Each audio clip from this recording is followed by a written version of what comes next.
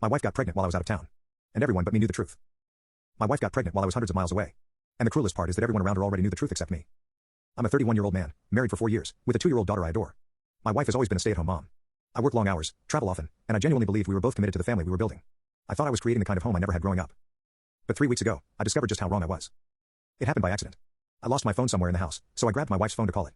Completely normal. Completely harmless. I had no reason to expect anything. But when I unlocked her screen, a message preview appeared, one line that made my entire body freeze. My wife had written to her sister. I don't know if the baby is his. I just hope it is. Her sister replied. If you're not sure, don't tell him anything. Just pretend. Pretend. That word hit me like a punch. I opened the conversation. My hands were shaking so hard I could barely scroll. They had been talking about it for days. They had planned how to hide the truth from me before I even knew she was pregnant. They adjusted dates, rehearsed excuses, even discussed how to emotionally prepare me so I wouldn't suspect anything. And then it clicked. I'd been out of town the entire week she claimed she conceived. When I confronted her, she didn't deny it. She collapsed to the floor, sobbing, saying it was a one-night mistake, that she didn't know the man's name, that she had been emotionally overwhelmed while I was away. She kept saying she didn't want to lose me, and that she had been hoping the baby would magically turn out to be mine so she wouldn't have to confess.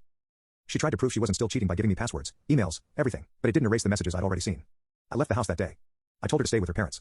I told her family the truth. Since then, every conversation has been filtered through her father because I refused to speak to her directly. And here's where everything spiraled even further. Her father scheduled an abortion, but the doctor refused.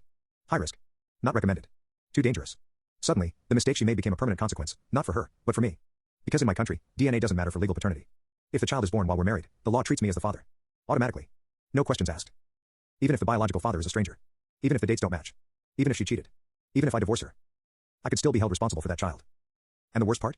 I have no family of my own to help me through this. I lost my parents as a kid. My grandparents raised me, and now they're gone too. I've spent my life trying to build a stable home from nothing, trying to give my daughter the love I never had. Now I'm being forced into a future built on someone else's betrayal. I'm torn between two unbearable choices. Stay, and live every day with a reminder of what she did. Or leave, and still be legally tied to the result of her infidelity for the next 18 years.